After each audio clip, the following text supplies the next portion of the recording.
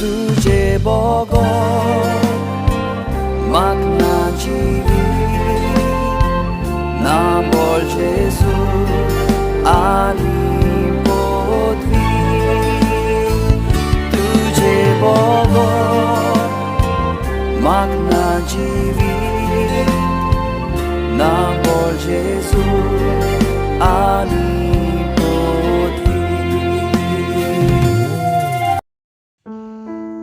मार्कूचें शुभ वर्तमान। एकदां जेजू एका घरांत आयलो आनी नव्यान इतलो लोक थंय एकवटलो की जेवंक पर्यान नजो जालें आनी ताची सोयरीं हें आयकल्या उपरांत ताका धरून हाडूंक गेलीं, कित्याक ताची मोत उरल्या अशें तीं म्हणटालीं।